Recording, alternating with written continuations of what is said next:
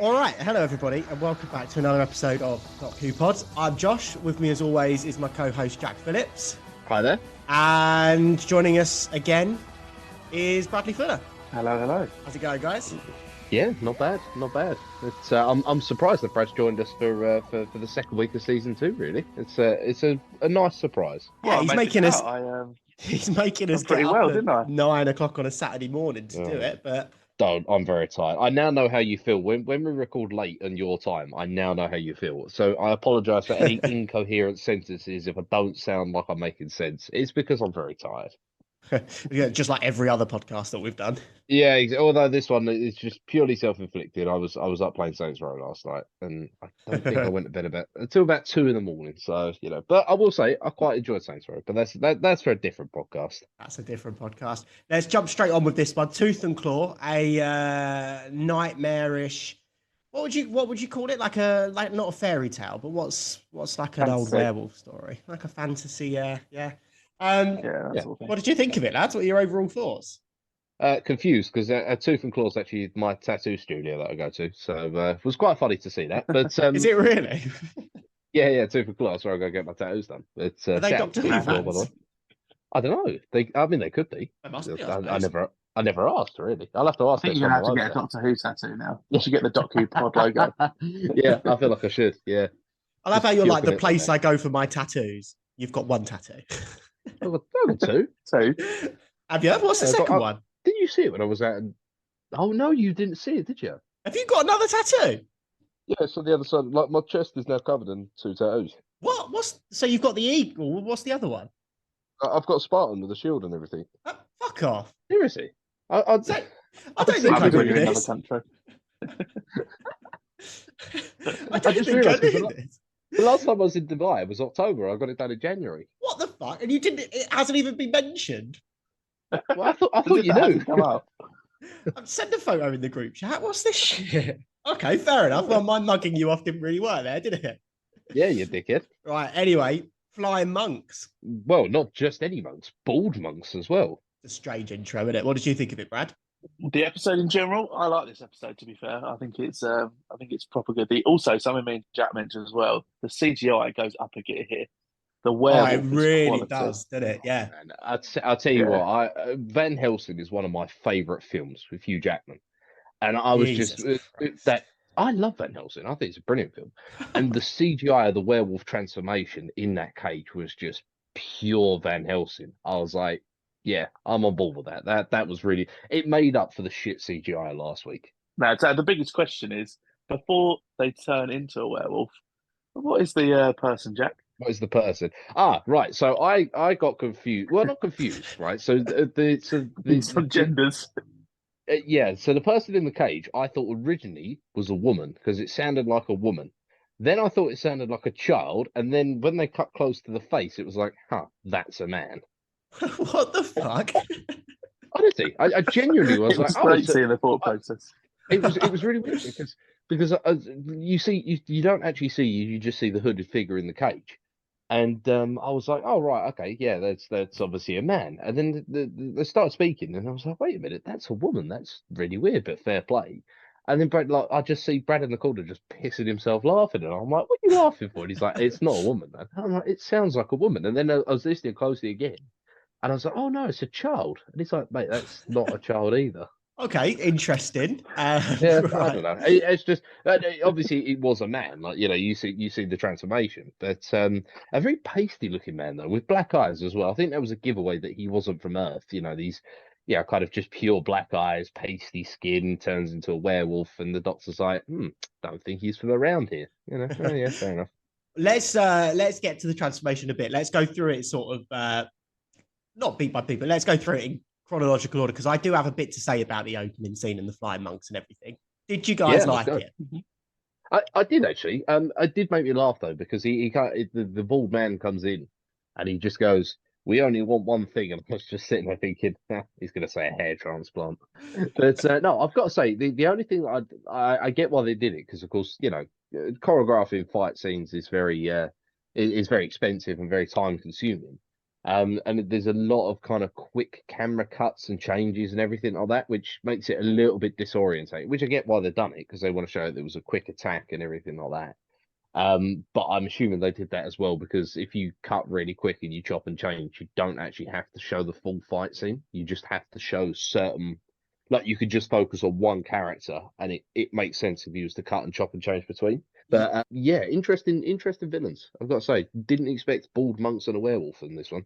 Yeah, no, it's a strange mix. I actually watched, Brad, do you remember the Doctor Who confidentials that they used to do? Oh yeah, I don't think I really watched them, but No, nor did I, but I watched it for this episode. I was like, oh, fuck it, I'll just put it on. Do you know who they got What's to do that? the choreography for the fight? This blew my mind. someone from like Karate Kid or something. The fight choreographer from Batman Begins. Bloody Really? hell, really? Weirdly Yeah. enough, I was actually going to say that this reminds me of Batman Begins. I don't know why. It's that vibe, like with the temples and stuff. Yeah, Just no, had that I can see feeling. that, to be honest. As in Batman Begins with the the League of Shadows. Yeah, exactly. Yeah. Yeah, So yeah. he came in, and there's some brilliant behind the scenes of that guy that owns the house, the Scottish guy that gets like just kicked in the chest and then thrown miles. He had to do that 50 times, bless him. He said he came up and he was all bruised down his back and all bruised on his stomach. It was dead funny watching it. But the way they did the wires absolutely cracked me up, because you know they're all like flying through the sky, the red monks and everything. I was like, okay, yeah, it's like wires, and it is just so each of those wires, there's just a fat man on the other side that's like standing on a ledge, and they just jump off of the ledge and pull the wire down with them, and then they send these monks flying in the sky. Like, if you get 5 minutes, just watch it. It's the most ridiculous thing I've ever seen. It's so fucking funny. I watched Jackass 3 this week, and they did a similar thing. You know, the when Wee Man decides to bungee jump using Preston as an anchor. And it's that part where Preston comes down, and of course, as Preston goes down, Wee Man's going up, and you just see Wee Man like get whiplash as he gets pulled down into the water. But that's quite funny. I'm gonna have to Google that. We'll have to find a clip and put it on Instagram or Twitter or something, just to try for find it. sure. It's so funny. So TikTok. yeah, so TikTok still inactive. TikTok, No, I posted last night actually. Did you? Yeah, thank you. Oh, We're full of surprises in this group chat. Don't mug me off again. So I have a note here, Jack, that said, how long was it until you worked out it was a werewolf? But clearly you didn't even realize it was a man at first. So presumably you didn't have a clue what was going on.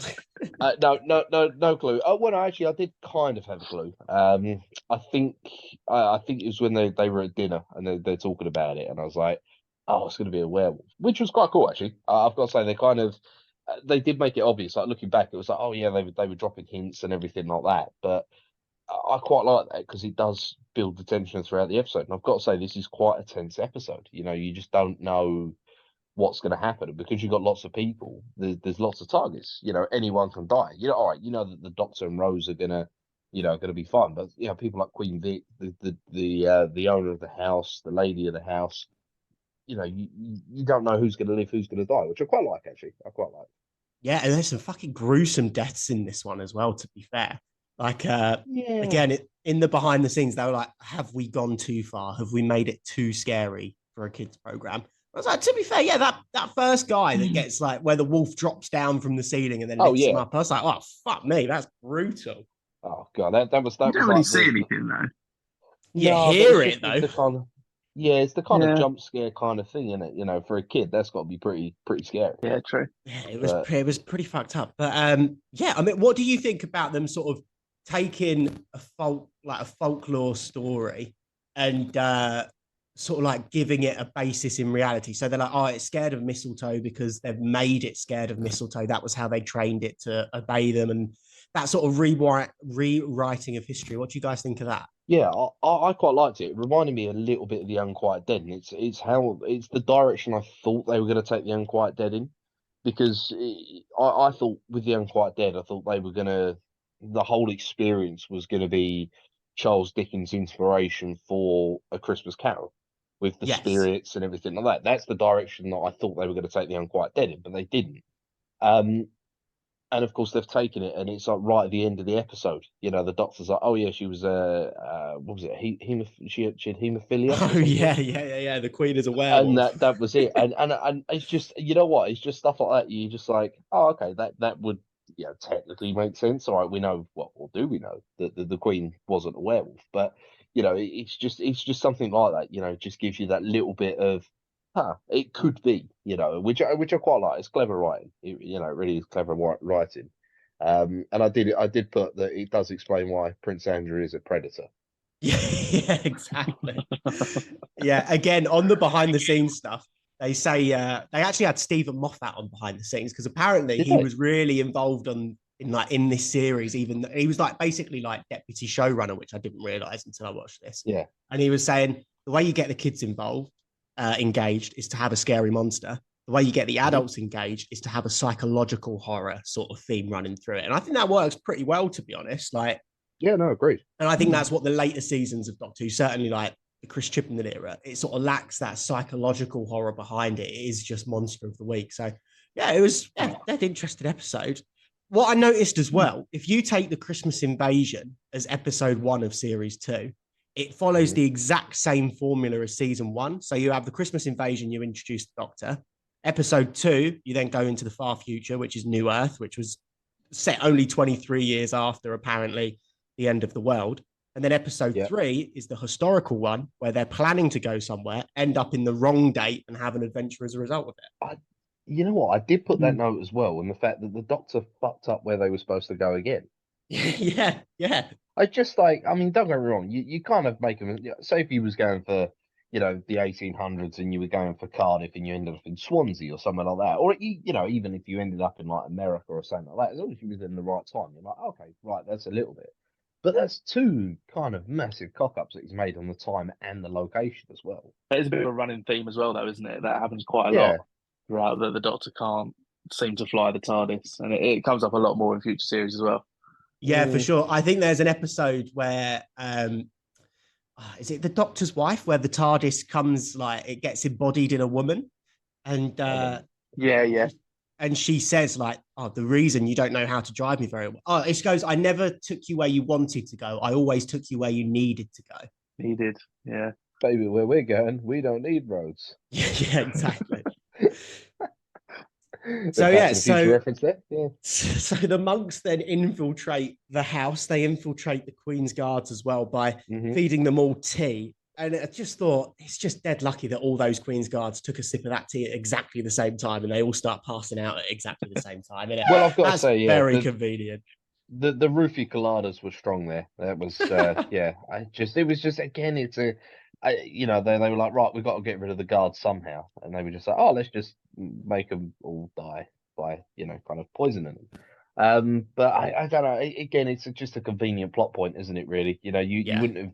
It wouldn't have been out of place if the monks did some kind of sneaky, stealth takedown or something like that, because obviously they're trained to do that. They're monks.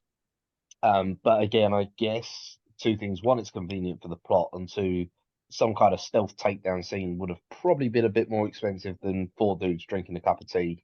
Just falling over. But something I did notice, Queen Victoria turned up, which was quite cool. And 2, I noticed straight away about the Torchwood link. Yeah, okay. Because you obviously know that there's a Torchwood program coming. Well, it's mentioned in the Christmas special. Yeah, you're right. Yeah, it's the Torchwood lasers that shoot down the cigarettes. The Torchwood lasers, yeah, exactly. And of course, I'm sitting there, and he mentions. He doesn't mention. It's on there's a plaque that says Torchwood House, and I'm like, I'll turn around to Brad. I was like, it's Torchwood. He's like, maybe, and then of course, right, Queen Victoria's there, and she's like, right, I'm setting up the Torchwood Initiative, and I was like, it was Torchwood, you dick. Yeah, the Torchwood Institute. Yeah, you've got it confused with the Avengers, which I think this basically set up the Avengers, didn't it? It was a very Nick Fury moment at the end. Is it the first ever post-credit scene? Yeah, Queen Victoria is the first Nick Fury. Yeah, exactly. That's going to be one of the TikToks that come out next week. Talking of Queen Victoria, you know what?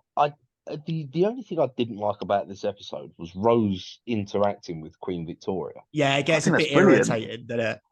It does get a bit irritating. Yeah, I get why they're trying to do it, because they want her to go, oh, we're not amused. But I just... She only does it 3 times. Yeah, it's Yeah, enough I to don't know. annoy me, to be fair. Yeah, Oh, I bet it's quite funny.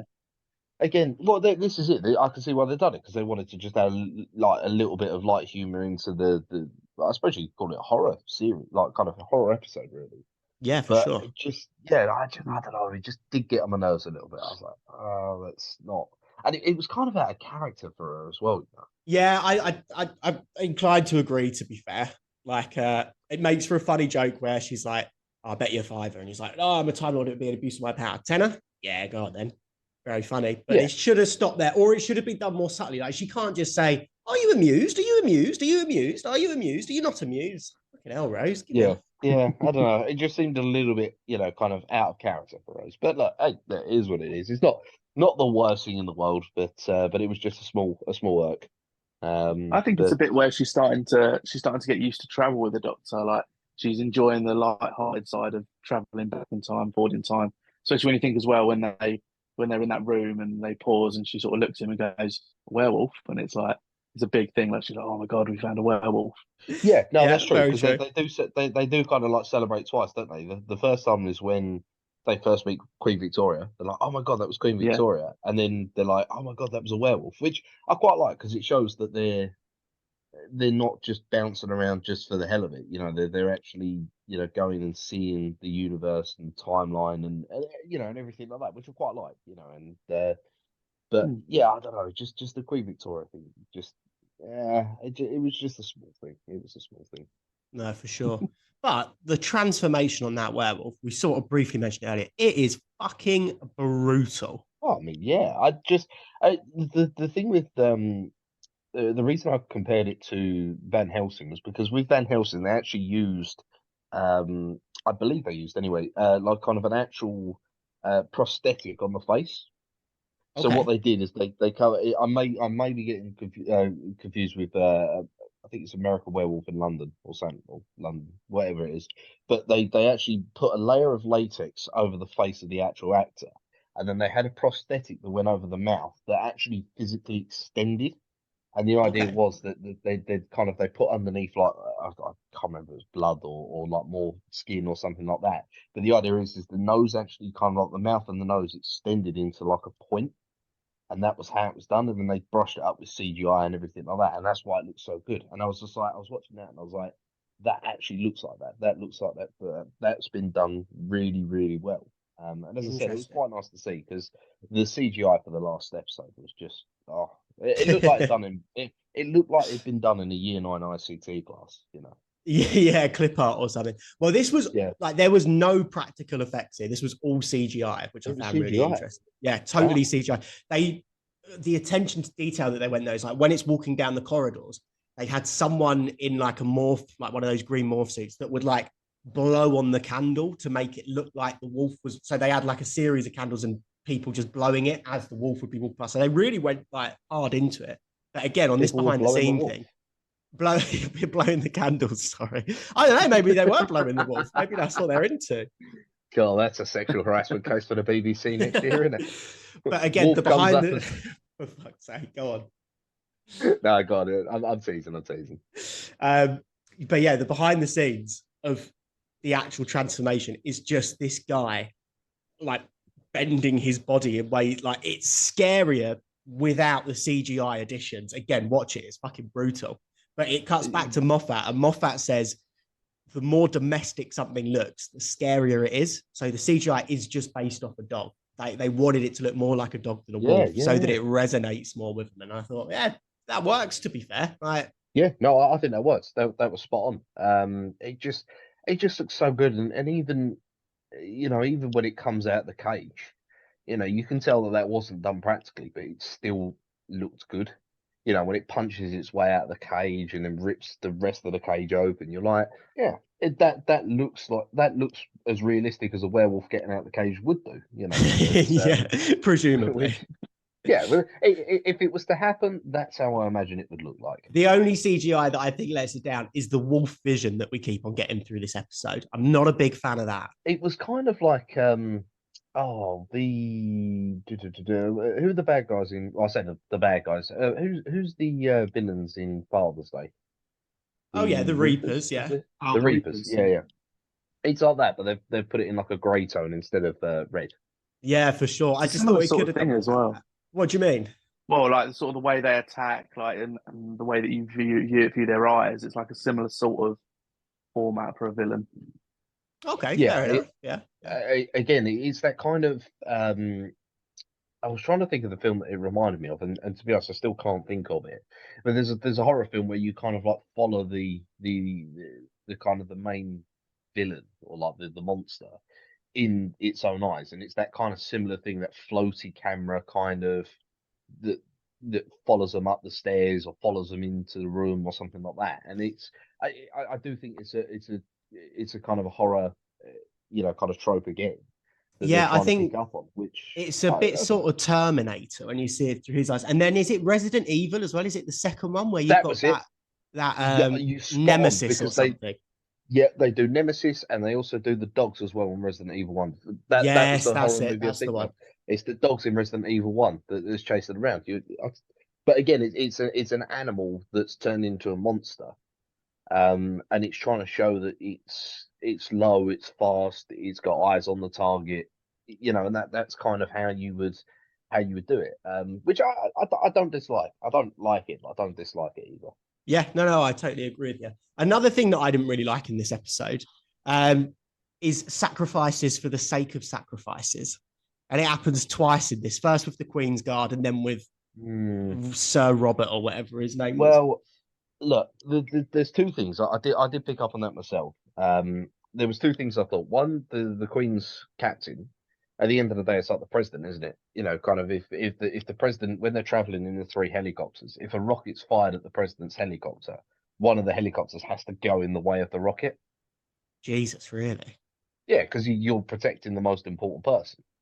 So that Yeah. I could kind of see, because it's almost like it's a sense of duty to that captain. He's got to protect the Queen. That's the best thing he can do. And kind of the Lord of the House. Well, he was technically a traitor to the crown, so he wanted to make up for it. Yeah, it's just nothing though. Do you know what? Like, it doesn't slow it down. It doesn't help. You could easily have survived. Like, it's just tension for the sake of tension, I think. So what, you would have hidden in a closet or something like that, or just hidden in the Fucking kitchen? right. Yeah, like that woman at the start. I'd be well in. Are you joking? Of course I fucking would. What are you talking about? Such a thingy thing to do. Remind me, if I ever get rich and hire a bodyguard, just remind me never to hire you. Free shot, mate. Have a go. Yeah, go on. First All right, bullet's Brad, free. I've got a question for you. Go on then. What do you think of the doctor's little reading glasses? Doctor's little reading glasses. Yeah, when they're in the library and he pulls out the most 2006 pair of glasses I've ever seen in my life, I think. Oh yeah, they're pretty classic though. To be fair, like they make him look smarter. Yeah, Do you they make him reckon? look like a. Yeah, I think so. No, I Yeah, agree when he with pulls. Brad. Yeah, 100%. Since when did the doctor need glasses, though? What a weird thing to include. Well, it's reading glasses, isn't it? Yeah, but he's a fucking Everybody needs reading alien. glasses. He's clearly still got a bit of a defect in his eyes. Yeah, they didn't regenerate properly. He was too busy getting his second hand back or whatever. Yeah, and he goes halfway on the eyes. Yeah. But I just thought a weird inclusion. And they look like, you can get like a £2 pair of glasses from Boots or something. They just look like that. Just, Oh, what like are you doing, Poundland, Doctor? basically, isn't it? Yeah, it's ridiculous. That was a bit of a weird scene though, with the books. I actually quite like that comment that he makes. And again, it's something Well- coming up in a future episode, in a future series. But when he turns around and he says, what's the line? Books are the greatest weapons or something, right? That's it. Yeah, books Yeah, are the that's great. it. Yeah, he we're, says we're in a books are the greatest library. And weapons. books are the greatest weapon in the world, or something. Yeah, I might Yeah, be which mixing it up with the actual future episode, but yeah, that is a No, great line. I do like that kind of aspects with knowledge is power and everything like that. I like it, but what I didn't get is it didn't make sense because the Doctor obviously knew about werewolves, because throughout the episode I was shouting at the TV going, "Does nobody know about silver bullets?" And then the Doctor then goes, "Oh well, unless you've got any silver bullets," and I'm like, "Right, Yeah. so obviously the Doctor knows about werewolves, so that's fine." But the mistletoe thing was new. I didn't know that was a thing.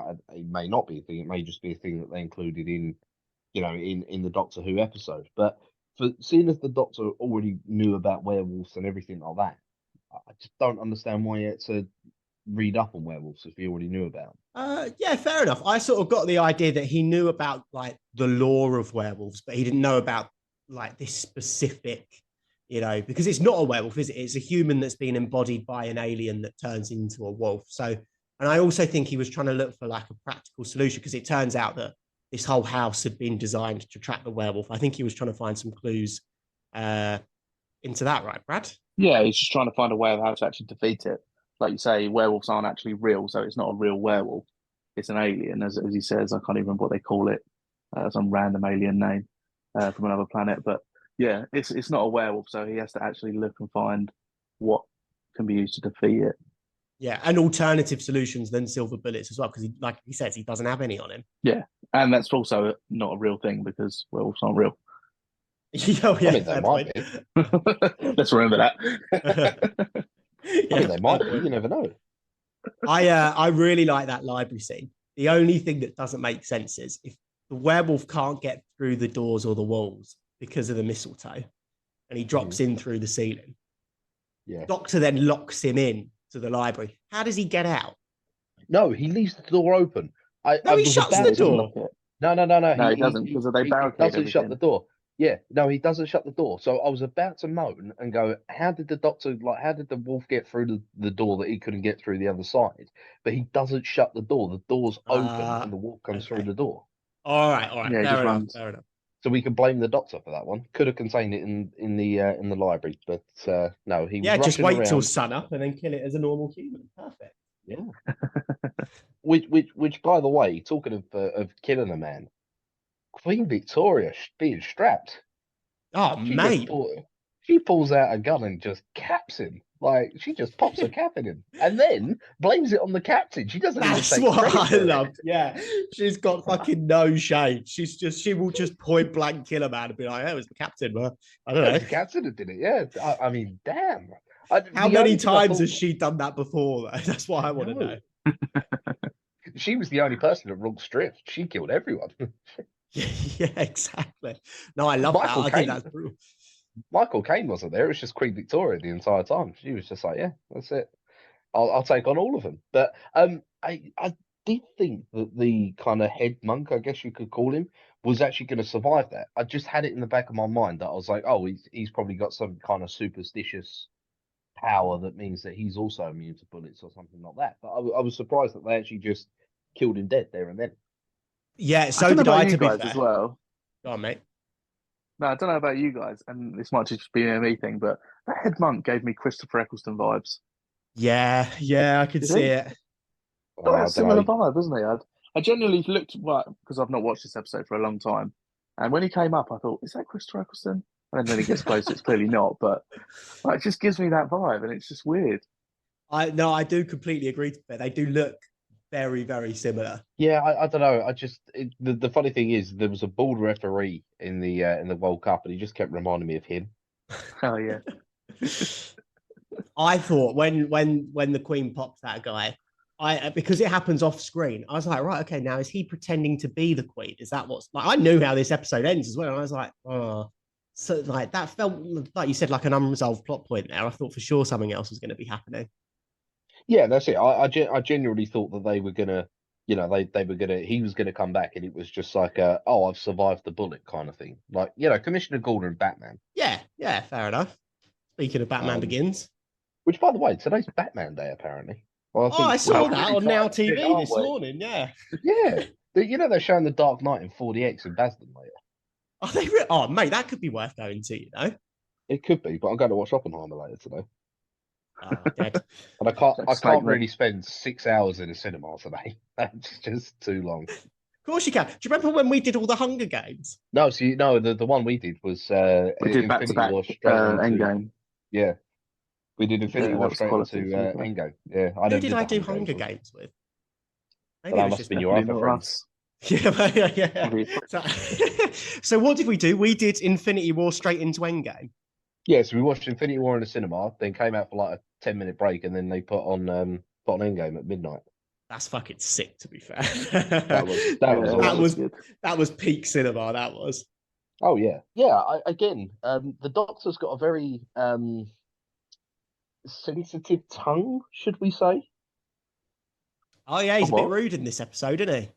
No, not that. Yeah. So in Oh, Christmas special, he identifies a blood type by just licking it. And this episode, he just identifies what would, kind of what varnish is used on a door, also by licking it. I mean, I've worked out a way to kill the Doctor. Just get him to just be like, oh, what wood's this? Coat it with cyanide, bang, gone. I like that. I don't know about you, Brad, but it feels sort of very Sherlock to me. Yeah, it's obviously something that he has as well. I don't know if it's actually said that, but it's obviously like a Time Lord thing, isn't it? That you can do that. No one else can do it, but yeah, it does have that Sherlock vibe, the Benedict Cumberbatch feel to it. Yeah, Well, exactly. I quite like that though, because at the end of the day, that's sometimes how you identify something. If it smells pretty sulfuric, or Not to that extent though. Like I couldn't lick a bit of wood and go, yeah, that's oak, mate. No. But like, say for example, if you was to work with wood, you wouldn't necessarily lick it, but the way it feels or the way it looks or something like that, you'd be able to go, oh, that's wood. Well, you know. It's Well, wood, yeah, we know it's wood. Yeah, but like, oh, fuck that one up, didn't I? Yeah, if you're That's wood. Yeah, nice one. Thought it was metal. Oh no. Maybe if he was an apprentice woodmaker. Oh yeah, that's wood, mate. Yeah. Oh, fucking hell. It's the most ridiculous thing I've ever heard. Oh, it's too early, man. It's too early. Right, yeah, no, I like it though. I like the fact that he has to work things out. He's not just so in later seasons with Jodie Whittaker specifically, I know, and with Matt Smith as well. He'll just sonic everything, or she'll just sonic everything, and it's like, but you're not doing anything. Like I could work out if it was fucking mistletoe, if I could zap the sonic at it, and it would give me the answer. Yeah, no, that's true. That's true. Which I quite like as well. There is a thought process. You see the Doctor's thought process in the library, which I really like. He just works through it, and he's just as he's working out that, with the diamond and everything like that, and you just see his thought process just over the span of a minute, and it's very chaotic. It's very energetic. He's like, I did think it was kind of like Doc Brown. When you see Doc Brown in Back to the Future, and he's just like running around, it's just chaos. And Martin McFly's like, "What's going on?" He's just like, "Yeah, just this and this and this." And I quite like that. It just shows that level of energy from the Doctor, which I really, really like, and it just keeps it interesting. Yeah, definitely, because he's supposed to be this intelligent being. He's supposed to be working out. As a message for kids, it's supposed to show that intelligence overcomes all. I don't even think he uses the sonic screwdriver this episode, does he? Yeah, he uses it to lock the door. Oh, yeah, to lock the door that he kicks in initially. Yeah. But yeah, I don't know. I quite liked it. It was as I said, it was kind of almost that, stroke of madness but genius. That kind of mad scientist kind of thing, which I like. I really did like. But then of course we kind of head towards the ending. They realized that Prince Albert actually cut the diamond down to save the Queen, which I don't know. They didn't really explain how Prince Albert knew that was going to be an issue that Queen Victoria was going to come across in the future after he'd gone. I thought, so I don't know about you guys, but I thought it had been like Prince Albert had been visiting this house for years, had been, subject to the stories. He'd heard them all, and he knew that this monastery was waiting for one of her visits to coincide with the full moon. So I think he knew about this plan for a while. I quite like the idea of it, though. I knew it was going to be a MacGuffin as soon as she pulled it out of her bloody bag. But no, I quite like that solution, to be fair. I'd actually forgot, to be fair, bearing in mind me and you, Josh, have seen this episode before. I forgot it was the diamond. I just had in my head that it was the crown. And so did I, mate. When she pulled out the diamond, actually. Yeah. Would it have made more sense if it was the crown jewels? I think so, because I mean, it wouldn't work the same way because you wouldn't be able to reflect the light off of it to, eventually kill the werewolf. But yeah, I think it would have made more sense for it to be a crown because that's it's the crown jewels. That's her prized possession. That's what she would be carrying with her. Yeah, and is Prince Albert? That's when you get your willy pierced, right? Yeah. Right. And Crown Jewels is also Cockney slang for your bollocks as well. There you go. So there's some sort of euphemism going on throughout this episode. Yeah, it's just honestly Cockney, like, kind of just East London talk is just very weird sometimes. I don't know why. But I didn't do any fact checking. But this whole thing about Prince Albert getting that diamond cut down and it's 40% the size that it used to be. Do we reckon that's true and they've worked that into the story? I don't know, in fairness. I didn't actually have time to look that up. And the other thing I didn't have time to look up as well was she mentions that she likes, ever since Prince Albert died, she likes reading kind of superstitious stories and everything like that. I think that might be true, but I didn't have time to look it up. But I think that may be true. I think it was counted, like, kind of documented that she did enjoy supernatural stories because she missed Albert and she wanted to believe that there was something on the other side, if that makes sense. So the diamond thing could be true. I think the diamond is actually a diamond, though. Like, it's an actual artifact that I think is in the Tower of London. I think they may have moved it. But yeah, I think it's a real diamond. But whether it was cut down or not, I don't know. Yeah, no, I do like it when they do sort of, they use the supernatural to fit in like a gap in history. Do you know what I mean? Yeah, no, exactly. And I'm glad they did it this episode because I was a little bit disappointed with the Unquiet Dead because I thought that's the direction they were taking it. But yeah, it's a redemption thing. An entire season later, and they finally did the thing that I thought they were gonna do. Yeah, well, get used to that as well, JP. That's how, especially in the Moffat era, that's how many stories go. Oh, really? I love. I love things like that. It's just like you look at it and you're like, no way, that's why that happened. So, Brad, in the finale, when they're pulling on that fucking wagon wheel thing to realign the telescope. Yeah. For some reason, all I could think about is the finale of this season. I don't know why, just the way they're sort of both holding onto it and pulling it and struggling with it just really gave me vibes of what's to come in the future. No, I didn't actually think of that, to be fair, but now you say it, yeah, it does. It's the two of them again. I mean, it's always going to be the two of them. It's the Doctor and Rose, but yeah, the way that it's not trying to spoil too much, but the way that they're involved at the end. Yeah, just how they're holding on to and like really struggling with something. Yeah, I just really got the vibe of that. That sense of urgency that you really need to do it to survive. Yeah. But yeah, the finale was fine. He just lobs the diamond perfectly into the light stream. Great shot, Doctor. Yeah, exactly. Yeah, great shot, isn't it? Yeah. And it just happens to reflect the light only onto the werewolf. Which leads me to my next question. It wouldn't matter if it reflected anywhere else. I guess not, but it's just lucky that the werewolf was standing in the only beam of light that it emitted, right? Oh, yeah. So that leads me on to my next question, JP. Did you get the Easter egg this episode? We actually watched this together last night. Did you? Is it? I bet it's quite sick watching it together, It is quite funny, actually, yeah. Yeah, I'm not going to lie. I thought you were going to like pause it and stuff, JP. I was like, this is going to take ages. What? But no, you didn't. You just watched. I generally thought he'd pause to make notes and stuff, but no, he just made notes off the bat. It was good. Like literally, just watched it all the way through, and then I sent the notes in the chat, and Brad was like, "When did you make notes?" And I was like, "Just doing the thing." That shows how much we think of you, JP. We don't think you can watch something and type at the same time. Oh yeah, no, that is it. Yeah, exactly. I mean, don't get me wrong. No, because I'm sure we spoke about it, and you said you had to pause it.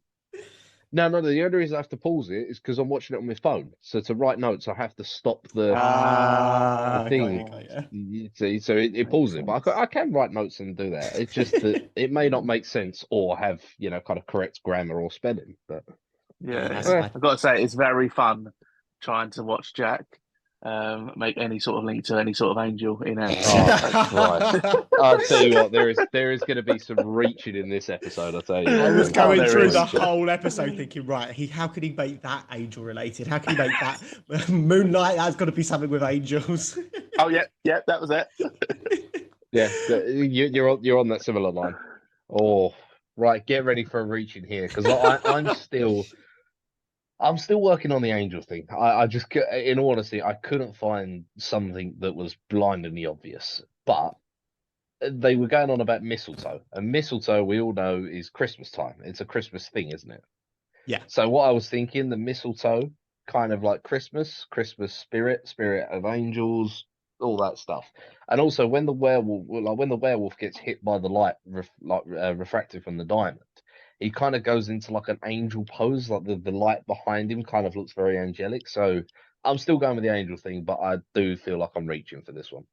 No, mate, I think you're drawing lines that maybe somebody wants you to draw lines. Actually, speaking of that, making connections. This is really frustrating because you two know exactly what it is. Brad literally, when we started watching this last night, Brad sat down and went, yeah, the Easter egg's definitely in this one. And I was like, yeah, for sure. I knew it was. Before I'd even watched it, I knew it was in it.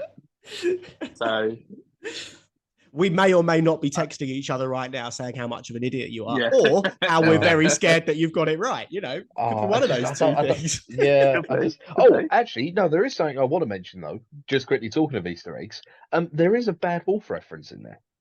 Yes, there is actually. Yeah, There is a bad word. Because when the female who was actually a male but not a child, says that he says to Rose, he says he says about I think he says like you've seen the You've wolf met a or wolf something, before or something. You've met a wolf before, yeah.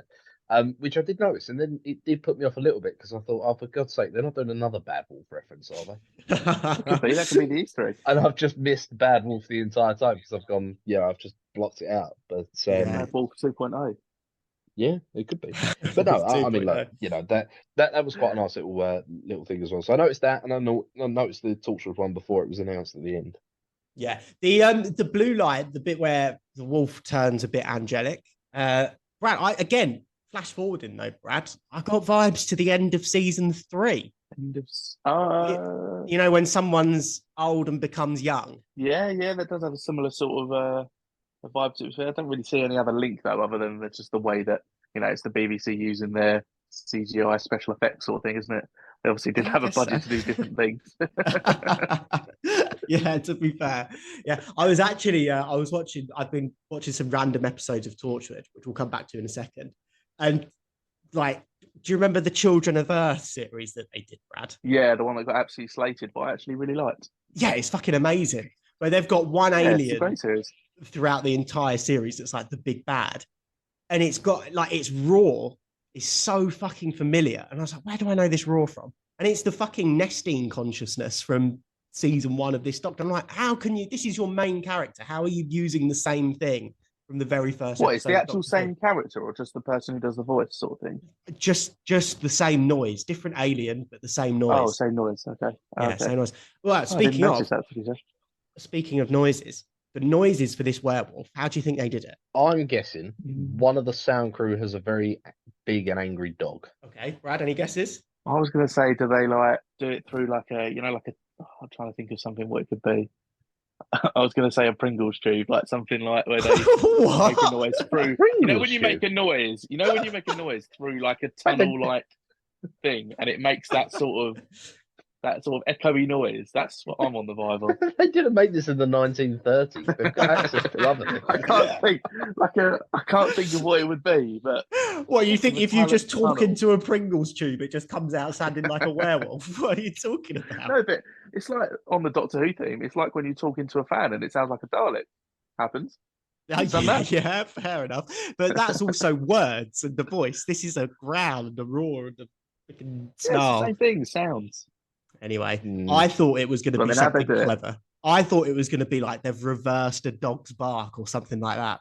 Anyway, again, the behind the scenes, it just smash cuts to this man, probably about 40 years old, with a microphone in front of him, just going, rah, rah, rah. Like, it's just, there's no trickery at all. It is just a man making these noises into a microphone. It's fucking the weirdest thing I've ever seen.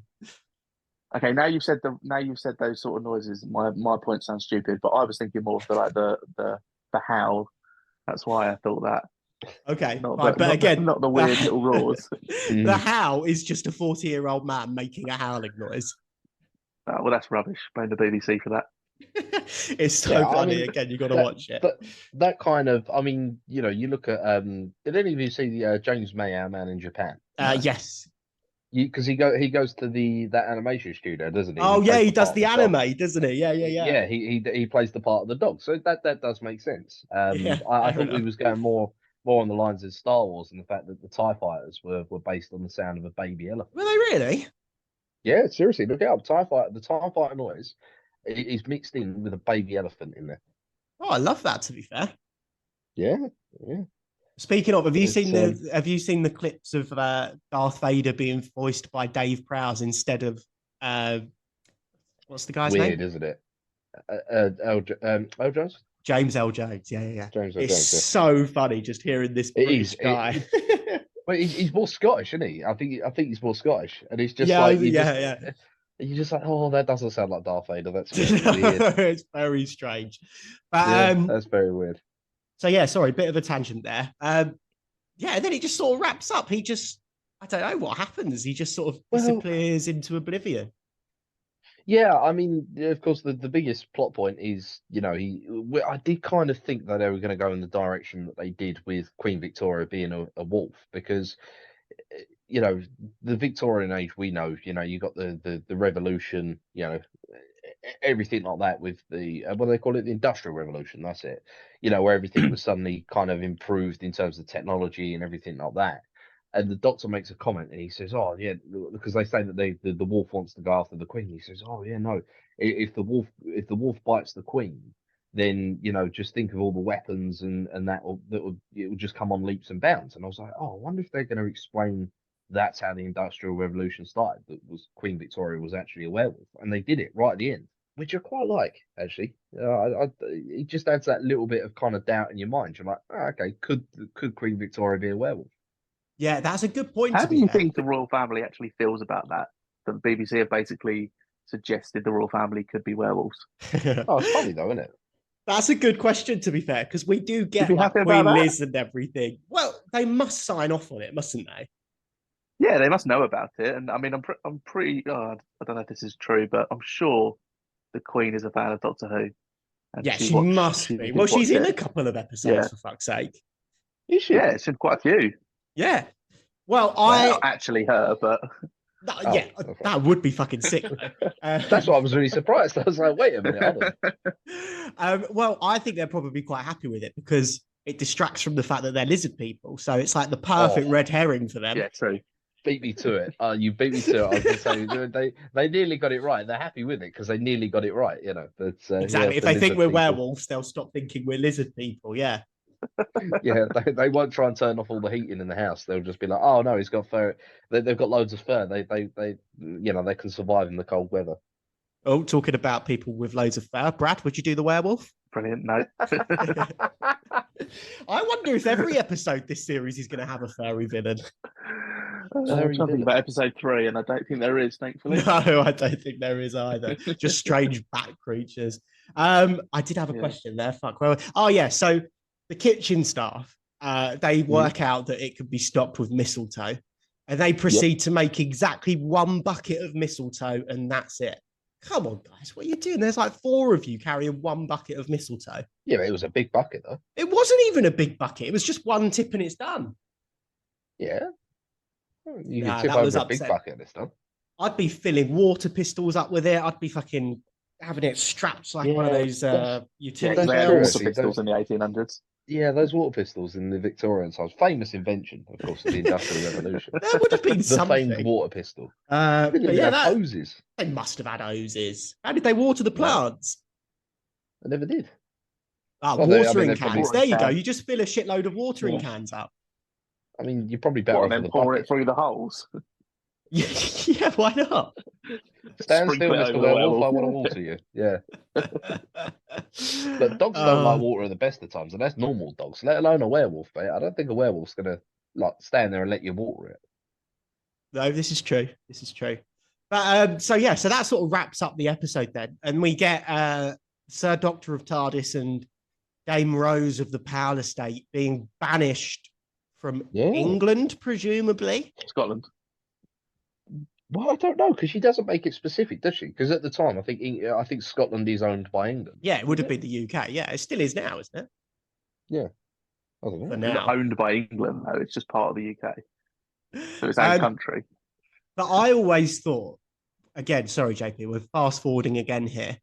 In the historical episode of next season, Brad, it ends with I think what that is. The Shakespeare one. Yeah, I'm with you. It ends with the Queen coming in, right? Oh, yeah. and he's like off with his head, all this sort of nonsense. I thought that was because of this, right? Oh, you thought that was her remembering what happened with the doctor and Not her, saying but that her to the daughter, doctor. I think. Her daughter. Yeah, whoever it is. Yeah, I can't remember who it is, but yeah. I thought that was because he'd been banned in this episode, but then they redo it, and it's because he marries her in a previous, in like the 50th or whatever. Oh, in the special, yeah. Yeah. So Is that actually confirmed why she says that then? Yeah, exactly. Yeah. So that's supposed to be the same queen that he marries. Yeah. Oh, that's clever. To be fair, I didn't know Yeah, it's that. pretty good. Yeah, it's not bad. Sorry, we're fast forwarded way ahead there, JP. No, that's all right. That's all right. Jumped across all the series in this episode. Yeah. Anything to add for this episode, guys? No, I thought just going on to love it or hate it, I've got to say I love it. I think it was good. It was an interesting horror episode. Very interesting. Yeah, I Yeah, agree. I'm the Quite same. scary, I'd say, no, I'm the same. I'd say love it as well. It's an episode that I don't think they've really done with Doctor or New Who anyway before, and the sort of scary side of things. So I thought it was solid. What, you think this is one of the scariest episodes? I'd say the villain was. Yeah, I genuinely think this is probably the scariest episode I've seen in Doctor Who. More so than the gas mask one? Yeah, I didn't really find that was more creepy than scary. Yeah, that was more creepy rather than like kind of true horror. Okay, fair enough. I agree with you. I quite liked it. I like it a lot. I liked it a lot more than I remembered liking it. I don't know why. I always had this episode down as sort of like a bit of a naff one. But no, I really liked it. Yeah. I went into this, Brad, thinking this is one of the worst series of Doctor Who pretty much ever. What are your thoughts on this series as a whole? Just like give it as generic. It's funny you say that actually, because I did have a little look at the episodes coming up, and I can't see a bad episode if I'm honest at the moment. Actually, no, I've just. Oh, get fucked! Come on, there's two of the worst episodes of all time. There's one really bad one, but that is also quite a funny episode. I quite like that. Yeah, okay. I think I know which one you're talking about, which I've got a soft spot for. What about the Olympics one? That's actually the one I was talking about, to be fair. Oh, that's not funny. There's the guy in it's quite funny. The council guy. That's a council axe from the council van. Council road. Fuck's sake. Okay, yeah, I'll give you that. No, I was thinking the one that gets hated the most is the one where he gets a blowjob from a concrete slab at the end. Yeah, I'm sorry, yeah, that's a terrible episode, to be fair. But again, I like that one. I think that one's better than the Olympics one. No, I don't know. I was reading something on Twitter the other day, I think, or X, whatever it's called now. And someone said that I can't even remember what it's called now. The episode with the Absorbaloff. That gets a bad name. Love and Monsters, that's it. It apparently gets a bad name, but I'm going to have to obviously rewatch that when we get to it, and we'll see what happens at the time. Yeah, I'm a big fan of that one, to be fair. But I think the first half of this series is definitely stronger than the second half of this series. But saying that, we've got some great two-parters coming up. I don't know, I really don't know. Yeah, I think there are 3 two-parters in this, and I think they're all very good episodes, to be fair.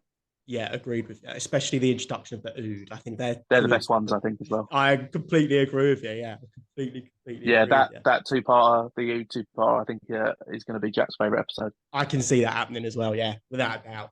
Yeah. Interesting. When is the two-parter? We've got. It's quite a way away. I think, to be fair. Yeah, it's quite a way away. What are your thoughts on the series so far, JP? Do you think that I'm going to jump on my own question here. I think David Tennant is now already the Doctor. I think it's taken him 2 episodes, and I think it's like, okay, fuck, you are like, this is who your Doctor is straight off the bat. Like you've fallen straight into this role. Fucking hell. Yeah, agreed. I think I'm now looking at him as the Doctor. I'm not looking at him as David Tennant playing the Doctor now. It's just like, oh, okay, he's the Doctor. That's it, which fair play. It's good character development that we're technically 2 episodes into season 2, and that's they've managed to get that already. So it's going to be interesting. I don't know who the next Doctor is, but it's going to be interesting to see if you get that level of kind of smooth transition for the next Doctor. Yeah, no, for sure. Brad, I just looked ahead on the episodes. You've also got the one where the TVs suck you off as well. That's a terrible episode. I don't mind that one. I think that's actually that's another historic episode, and I quite like that one, actually. Oh, I hate it. I fucking hate it with Derek from EastEnders in it as the fucking dad that hits his wife. He's brilliant, though, isn't it? He is quite good in it, to be fair. There you go, JP. If that hasn't excited you enough, you've got the Ood, you've got man getting a blowjob from a concrete slab, and you've got TV sucking you off. TV sucking you off, Jesus. I mean, that sounds like a mad season 2. But anyway, Brad, anything to add for the episode? Nothing else from me, I don't think. I think we've wrapped everything up, really. Fair enough. Well, then that just leaves us to thank you all for listening. We really do appreciate it. We appreciate you leaving comments, leaving your reviews, leaving your rates. We've got quite a few come in. I just want to say thanks to, just give me 2 seconds here. Let me put it up, who's just left us reviews recently. So big thanks to V's Art. Big thanks to George Tate. Dylan Rose, he was a legend. He's done it for us. And yeah, I think there are a few more. So yeah, leave us the reviews. We'll shout you out. Like the TikToks, Instagrams, Twitter, even though I don't think Jack's posted anything now for about a month and a half. Doc Who Pod across all the socials. Post every Friday. That is not true. It is. Unless Just every Friday, is that it? Just every Friday, just to let people know that, the episode's out. Actually, I posted on a Thursday this week as well. Spice things up. Ooh. You did actually, to be fair, yeah. But you miss, yeah, okay, fair enough. Yeah, fair enough. Yeah, I missed one. I was moving house. I missed one on a Friday. Yes, leave me alone. Well, there's just no excuse. What were you doing on that Friday, though, Jack? Not a lot, really. When I went to work. Yeah, not a lot. I was, I slept most of the day, and then I was tired, man. Moving house is tiring. Yeah, there we go. Well, anyway, lads, thank you very much for coming. We're recording this a little bit early, so yeah, get the edit done over the next week or so. But yeah, follow us, like us, comment on us, engage with us. We love it. We love you guys. Thanks for listening, everybody. Yeah, thanks for listening, guys. We'll catch you next week. Cheers. See you later. Adios, amigos.